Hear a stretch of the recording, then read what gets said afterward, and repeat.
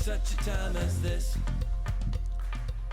And welcome back to For Such a Time as This, discussing the end times. I'm here always with our resident scholar, Rick. Rick, how are you? I'm doing fine, thank you, Pastor. All right, we're going to get into it. We're going to go over the updates over in the Middle East, and then we'll talk about the birth pangs. The birth pangs. You know what? My wife and I were talking about this. I said birth pangs.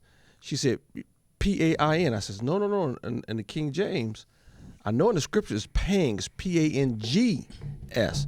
And we looked it up. It's like, oh, you're right. That's older English, but it's actually birth pangs, not pains. I think the newer Bibles have pains. But anyway. The King James says beginning of sorrows. Beginning of sorrows, yes. Yeah. But when you're talking about, at least in the 70s, it was birth pangs. A woman has birth pangs, P-A-N-G-S. And she thought, I am a terrible speller. She thought I was, at that point. I said, no, I got that one right. It's birth pangs. It used to be birth pangs, not pains. But anyway, we want to start off with recognizing our sponsor, as always. Just to let you know that YouTube has been shadow banning us, and there's been other platforms shadow banning us. So the way we're going to get around that is to actually have some sponsors that will help us with website and digital advertising. One of our sponsors here is Prestige Kitchen and Bath. Prestige Kitchen and Bath. They're located in Arlington Heights, 1023 South Arlington Heights Road. Phone number 847-348-0066. Christian owned. They're honest with their dealings, and they're really good at what they do. If you would like to update your kitchen or your bath, they're the place to go to. All right, discussing the end times. Here's our first video. Rick, they tried to strike our bases over 100 times. They finally succeeded. And now Lord Austin is saying we will not tolerate strikes on our bases. Here's the first video. From a small U.S. base in Jordan, a picture is now emerging of 3 U.S. service members now lost and of confusion that may have left the facility badly exposed. We are still assessing what happened and how a one-way attack drone was able to impact the facility. In the clipped language of the Pentagon, an investigation returning from a mission. She was known for her smile and laughing all the time. While the families of the 3 fallen grieve and wait for answers, President Biden is still considering what action to take. The Pentagon believes the attack was carried out by a group backed by Iran. I'm not going to telegraph punches here. We are not looking for a war with Iran. We are not looking to escalate the tensions any more than they already have been escalating. I just urge extreme caution, consultation with Congress, and a real thinking through of what this looks like in the big picture. Oh my goodness. Straight incompetence. How many hundreds of ballistic missiles and tomahawk missiles and bombs and sorties have already been flown, but we're not in a military conflict. It's up to 165. 165 attacks on our interest bases in the Middle East, but we don't want a war with Iran. Somebody needs to tell them they're already at war with us. I know. I just incompetence. So with this attack in the Jordan on our base, 3 killed, but now there's over 40 wounded. Yes. Seriously, brain traumas. Yeah, they're saying some was critical. That death toll may climb. Now the other thing is, we have probably, if not the best intelligence, between Israel and the United States, we have the best intelligence in the world. Mm-hmm. But we believe that it was so-and-so. They don't know. How do we not? Incompetence. After 100 and, you said it was up to 165 attacks. Last I heard it was 165. We can't figure out what's going on and who's doing it? Rick, you have tried to break into my house 165 times because I got you on my Ring app, and I've stopped you 165 times. I come home one night, and all of a sudden, somebody actually broke into my house, and I stopped you 165 times. But when I got home, somebody actually did it. They were successful. And I'm going to scratch my head and say, I wonder who actually broke into my house and stole. It doesn't take a rocket. And I've said this before, and I'll say it again. The American people would be remiss if you think this is incompetence. Rick, I don't think this is incompetence. I think it's willful. I think it's willful. I think it's planned. I think the Biden family got a lot of money to do exactly what they're doing now. They're talking about China, Biden getting all his money from China. He's getting a lot of it from Iran, too. Iran, Russia, and a lot of stuff we don't know about. Ukraine. Oh, yeah. All right, here's the second. Oh, this is depressing. Here's the second one. All right. However, due to Hamas resuming activities in the area, Israeli forces had to return to the north. Currently, detailed scans in northern Gaza have identified 2 different areas where Hamas is actively operating. The published reports confirm the exact locations of terrorists in the purple areas you see on the map. In this situation, Israeli operational units immediately initiated intensive operations in the areas where terrorists were identified. During these operations, Israeli fighter jets also began providing extensive support to ground forces. Consequently, the Israeli army resumed operations in areas it had previously secured control over. In a small area in the southwest of Gaza City, terrorists located themselves, and due to their infiltration into the high-rise buildings in this area, Israeli artillery units continuously conducted bombardments against the terrorists. Following the bombardment, Israeli forces directly began clearing the area where the high-rise buildings were located. Close-quarters combat occurred let me help you with that. I'm good, man. Thanks. and operational units during the conflicts. In these confrontations, Israeli forces utilized their main battle tanks, the Merkavas, to thoroughly eliminate the region with high-rise buildings. Despite the buildings collapsing due to explosions and bombardments, the fact that terrorists were still active led Israeli army engineering units to initiate detailed scans and cleanup operations in the area. However, during the scans, tunnels actively used by terrorists were discovered underneath the region. Consequently, Israeli special operation units launched a surprise raid into the tunnels to clean them up. Due to the presence of a large number of terrorists inside the tunnels, the special operation units opted for a covert operation to completely eliminate the tunnels rather than taking risks. According to some emerging reports, Israeli forces cleared the tunnels in the southwest of Gaza City by filling them with seawater. Operation units located very close to the coastline used water pumps to fill the tunnels with seawater. It was noted that as a result of the flooding, the tunnels were completely cleaned. However, some reports suggested that due to the considerable width of the tunnels and terrorists' efforts to make them resistant to flooding, using seawater alone was insufficient for cleaning the tunnels. That's amazing. So they take over a territory in Gaza and they think they have control of it, so they leave it. But then they go back through the tunnels, and an area that they thought was secure is really not secure because, like rats, they've tunneled back into the secure areas and start shooting. Wow. There's something else. The tunnel system is a macabre spider web. I mean, it's like roads underground. They're just everywhere. And I think right now it's over 2,000 shafts down to the tunnels they've destroyed so far. I wonder if you got to take just as deep as you can get into one of those tunnels and set off a nuke-sized bomb. Just blow it up. I don't know. If anyone's going to figure it out, it's going to be the Israelis. Yeah, so maybe just flood it. And they're saying even the flooding didn't really eliminate it. Right. So some of the tunnels were so big, it didn't. They also said they provided drainage. Somehow they provided drainage so the water would leak away. But I don't know about. But Israel's going to figure a way to destroy all those tunnels. Figure it out. Look. Now, again, this is northern Gaza. This is where they took three brigades out, and are starting to send them to the Lebanon border because they thought northern Gaza was secure, but now all these rats came out of the holes again, so now they have to go back in and clean it up again. They're going to raise it. They've got to raise it because they were saying they were going to the high rises and they could shoot those missiles from the high rises. Right. Well, the only way to do that is just to raise it, just parking lot. You know. So, all right, here we go. Here's the next one. Additionally, recent scans in northern Gaza have revealed some important reports. It appears that a significant portion of the tunnels used by Hamas did not suffer damage as a result of the bombardments carried out by Israeli fighter jets and artillery units. It was found that these tunnels, located approximately 40 meters underground, were specifically engineered by Hamas's engineers to withstand air attacks. Consequently, Israeli forces have been exploring different methods to neutralize Hamas's tunnel capabilities.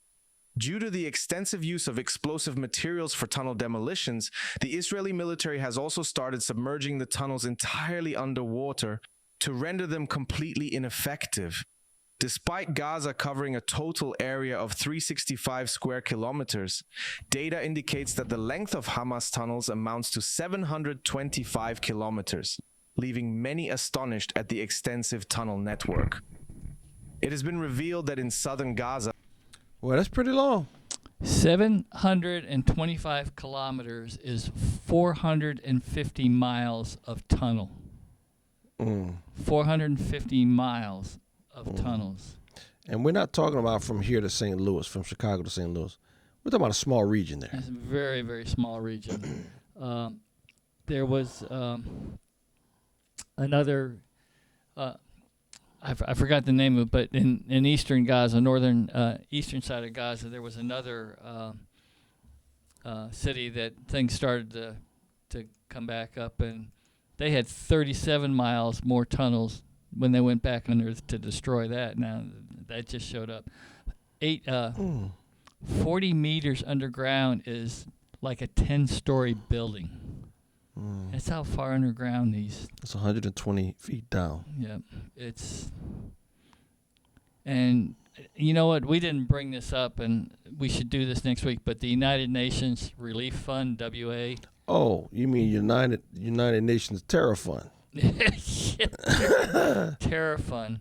Yeah, the Terror Fund. 10% of the people associated. 10% of the people in the United Nations Relief Fund are associated with Hamas. Yeah. Then the reports are some of their staff actually helped carry out October 7th. I know. That's our United Nations. And we are the chief funders.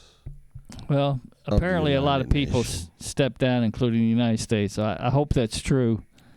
But no, yeah, that's the same one that Trump pulled the funding. Right. When Biden went in there, he went right back and refunded them. Exactly. Again, people, he's not incompetent. And Trump suspended all the billions of dollars and all their assets, and then Biden right away first thing got in and he unfunded everything. People, he's not incompetent. Because if we're nice to you, you'll be nice to us. Yeah. Biden is not incompetent. Of course, we're not talking about Biden, the man. He doesn't know what day it is.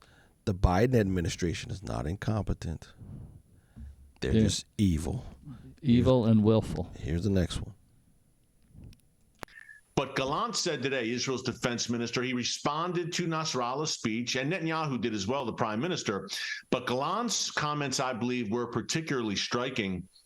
He said, look, if Hezbollah essentially goes all in here and wants to spark a wider war against Israel, then we will do, and I'm quoting Yoav Gallant, then we will do to Beirut, the capital of Lebanon, what we are doing to Gaza right now, meaning Lebanon, the entire nation of Lebanon. And look, Israeli leaders in the government and military realm have made this very clear over the past several years that Lebanon, at the end of the day, is the host of Hezbollah, meaning Hezbollah has turned southern Lebanon into Hezbollah land, the edge of the civilized world where Hezbollah rules with an iron fist across the southern portion of that nation, perched right on Israel's northern doorstep.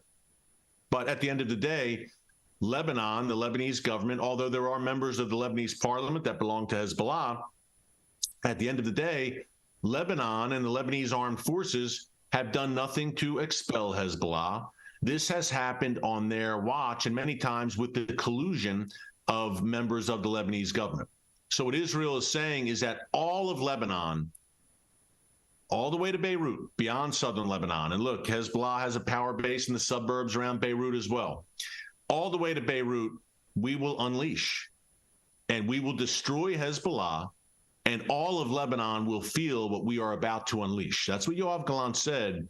And he said, look, what the Israeli Air Force, the IAF, the Israeli Air Force has done in Gaza over the past 5 weeks is only, and I'm quoting Gallant, is only 10% of what we are capable of. Now, the Israeli Air Force has carried out some 5,000 airstrikes against Hamas and Islamic Jihad in Gaza since October 7th. Gallant's saying, look, that's only a tenth of what we can do. A big warning to Hezbollah, of course. And why, folks? Why would he make that point? Because Hezbollah, as we discussed on yesterday's newscast, is many more magnitudes powerful than Hamas. And Hamas, in and of itself, is a terrorist army. Hezbollah is another level. Look, I mentioned yesterday. All right. So here we have Hezbollah that's more powerful than Hamas. And the Biden administration keeps going over there and say, hey, Israel, you need to tone it down a little bit because, if you defend yourself, things are going to escalate, and that's not good for America or for us. What you mean if Israel defends itself? Is that what you're saying? Yeah, if Israel defends itself, this is not good for America because the war is going to escalate, and then we're going to have to get more involved, and woe is us, poor us. Someone said it's today that it's clear that Biden's a coward. He doesn't have the guts to pull the trigger. He just doesn't.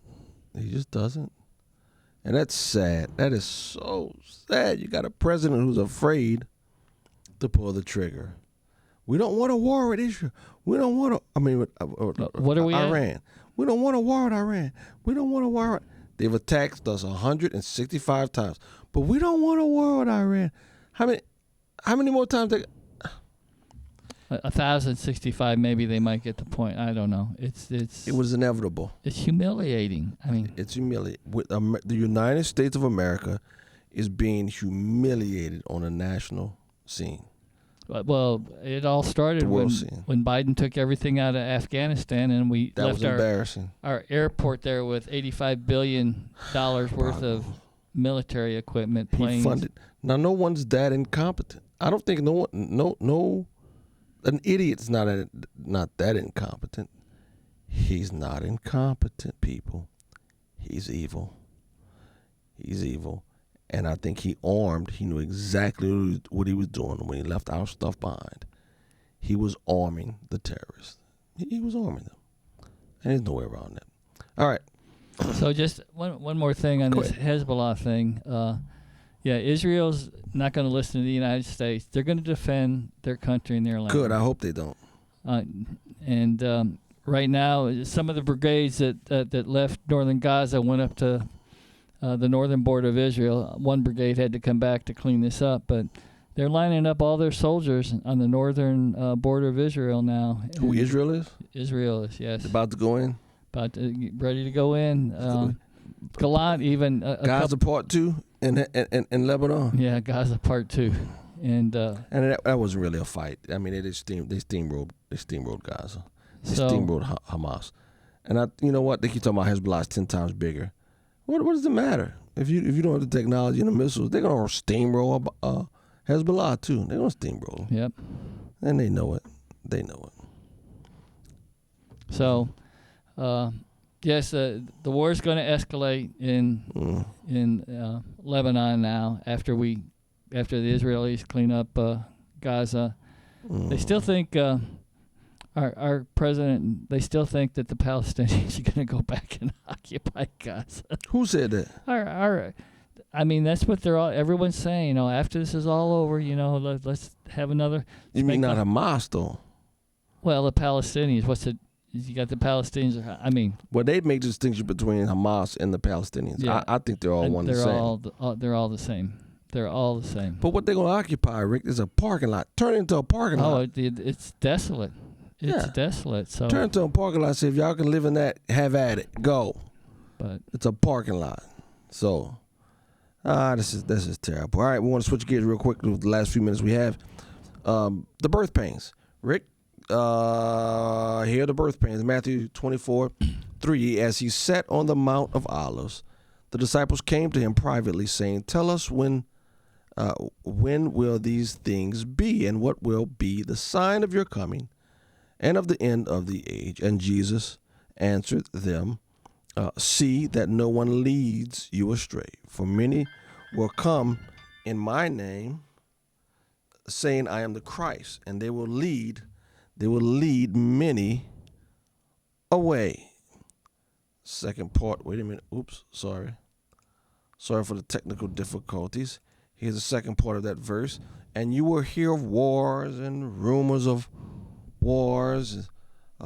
See that you are not alarmed, for this must take place, but the end is not yet.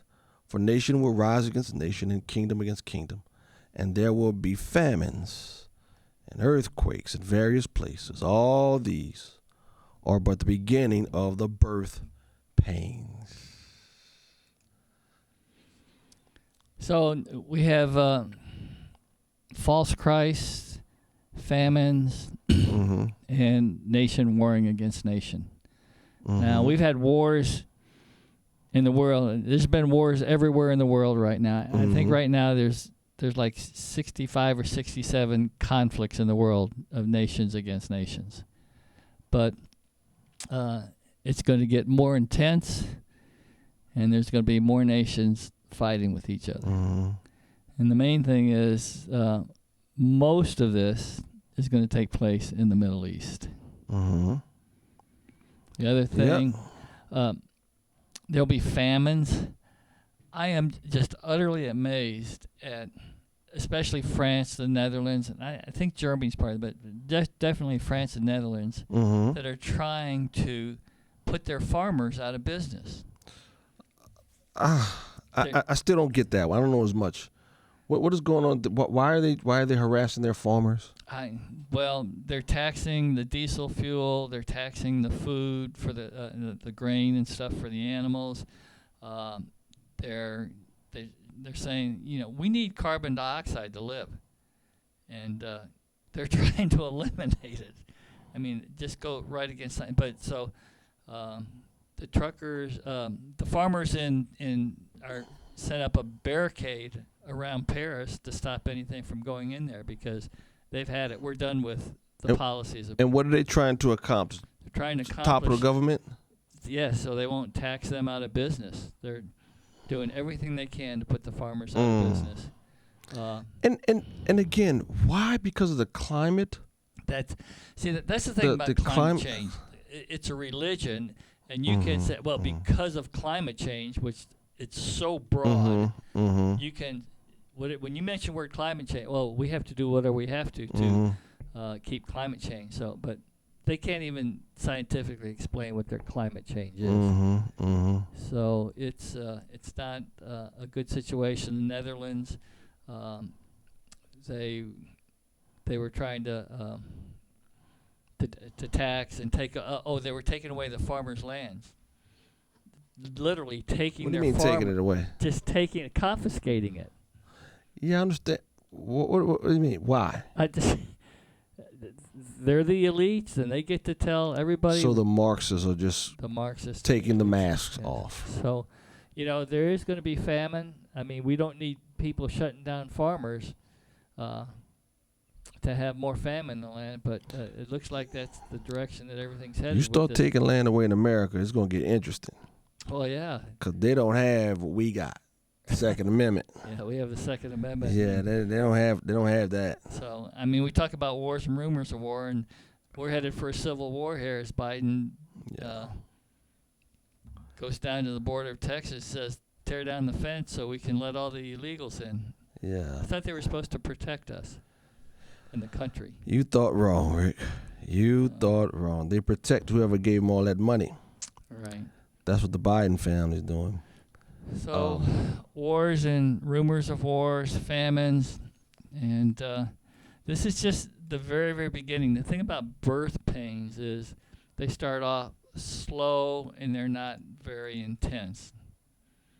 We just had a granddaughter 3 weeks ago, and so our daughter-in-law was telling us about the birth pains and how long the labor was, and It got very, very intense at the end. It was too late for her to give her the epidural. Glad I'm a man. I'm sorry. Go ahead. Me too. So, I mean, there's a verse in the Bible that says the Bible is true. Women shall give birth in pain because of their sin in the Garden of Eden. But anyway, everything's going to get more intense. It's going to get closer together. The earthquakes are going to get larger. We just had this big one in Iceland. And this is the beginning of sorrows, the beginning of the birth pains. And they all come to a head in the first 4 seals of Revelation during the 7 year. What comes to a head? The birth pains come to a head in the first half of the tribulation. Then what's the second half of the tribulation? The great tribulation, the reign of the Antichrist. Okay, so that's what you're calling it. Okay. The reign of the Antichrist. Yeah, the tribulation technically is Daniel's 7. Reign. I thought the reign of the Antichrist was the beginning for you. Well, no. It's in the end for me. Okay, he's on the scene. We don't know who he is in the first 7 years. Wait, we don't. I thought you. Wait a minute, you're confusing me. No, we don't know. Because I thought the Antichrist, in your view, pre-wrath, came to power. Oh, wait a minute. He is. Oh, okay. He is accumulating his power in the first half of the tribulation. But you, I got it. It's not that you moved the Antichrist. You moved from post-trib. You moved the 2 witnesses to the second half too. Those 1,260 days, I think they all happen in the second half of the tribulation. Okay. I know you think they start. Do you think just the 2 witnesses show up in the first half, or all? I think the 2 witnesses show up. They preach to the 144,000. The 144,000. Israel in the first 3.5. Prophecy is fulfilled in that they come back to the Lord, recognizing they missed their Messiah. I think that happens in the first half of the 7 years. Then the Antichrist rules the second half. Okay. I see. Yeah, you moved the 2 witnesses to the second half. I got you. No, I always believed they were in the second half. I didn't move them again. But no, even the pre-rat. Oh, okay. I don't know what the pre-trib. Yeah, Okay. So the Antichrist is on the scene. He said there's a 10-nation confederacy. He defeats 3. He rises up out of that, and then Daniel. So he's on the scene, but we really don't know who he is. The Bible says we will not know who he is until he goes. But then after he goes in and desecrates the altar in the temple, then that's the great tribulation where the killing is unprecedented. Gotcha. Okay. And the martyrdom and the killing is unprecedented. Okay. All right. Anything else, Rick? No, that's just every day we see a little bit more. That's all I can say. A little bit more. Hopefully all of this ends with the second coming. Amen. We can be done with this foolishness. All right. Foolishness, I mean the evil, wicked, insane people. But anyway, until next time, thanks a lot. God bless.